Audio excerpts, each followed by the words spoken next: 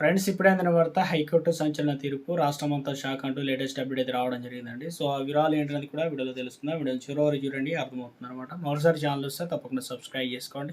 చూస్తున్నారు కానీ లైక్ చేయడం మర్చిపోతున్నారు. వెంటనే లైక్ చేయండి, వీడియోలకైతే వెళ్ళిపోతుంది. దూర విద్యా విధానంలో డిగ్రీ పూర్తి చేసిన ప్రభుత్వ ఉద్యోగాల కోసం ఎదురు చూస్తున్న అభ్యర్థులకు తెలంగాణ హైకోర్టు బిగ్ షాక్ ఇచ్చింది. ఇతర రాష్ట్రాలకు చెందిన విశ్వవిద్యాలయాలు తమ రాష్ట్ర సరిహద్దులు దాటి నిర్వహిస్తున్న స్టడీ సెంటర్ల ద్వారా పొందే డిగ్రీలు ప్రభుత్వ ఉద్యోగాలు పనికిరావని ఉన్నత న్యాయస్థానం స్పష్టం చేసిందనమాట. ఈ తీర్పుతో వేలాది మంది అభ్యర్థులు భవిష్యత్తు ఇప్పుడు ప్రశ్నార్థకమైందనమాట.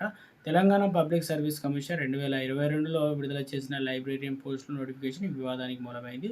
ఈ ఉద్యోగాలకు దరఖాస్తు చేసుకున్న కొందరు అభ్యర్థులు ఆంధ్రప్రదేశ్లోని ఆచార్య నాగార్జున విశ్వవిద్యాలయం నుండి మాస్టర్ ఇన్ లైబ్రరీ సైన్స్ పూర్తి చేశారు. అయితే వీరు ఆ డిగ్రీని ఏపీలో కాకుండా తెలంగాణలో ఉన్నటువంటి వర్సిటీ స్టడీ సెంటర్లో దూర విద్యా విధానంలో పొందారు.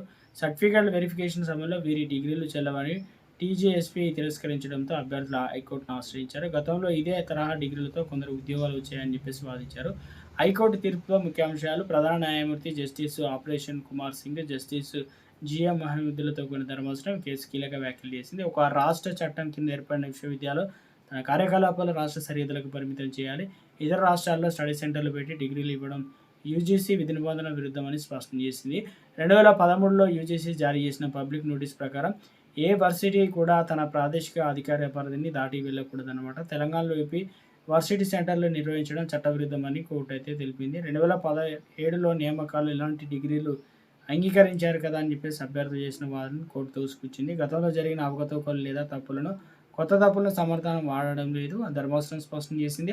ఆంధ్రప్రదేశ్ పునర్వ్యవస్థీకరణ చట్టంలో నిబంధనలు స్టడీ సెంటర్ల నిర్వహణకు అనుమతిస్తాయన్న వాదనను కూడా కోర్టు తిరస్కరించింది. ఎవరిపై ప్రభావం చూపుతుంది ఏంటంటే తీర్పు కేవలం లైబ్రరీయన్ పోస్టులకు పరిమితం కాకుండా రాబోయే అన్ని ప్రభుత్వ ఉద్యోగాల నియామకాలపై ప్రభావం చూపే అవకాశం అయితే ఉంది. ముఖ్యంగా తెలంగాణలో ఉంటూ పక్క రాష్ట్రాల్లో వర్సిటీలో ఆచార్య అన్నమలై, మదురై, కామరాజు వంటి స్టడీ సెంటర్ల ద్వారా డిగ్రీలు పొందిన వారు ఇప్పుడు ఆందోళనలో ఉన్నారు. హైకోర్టు డివిజన్ బెంచ్ తీర్పుతో 71 లైబ్రరీయన్ పోస్టులు భర్తీ ప్రక్రియ చట్టబద్ధంగా కొనసాగించడానికి టీజీఎస్పీకి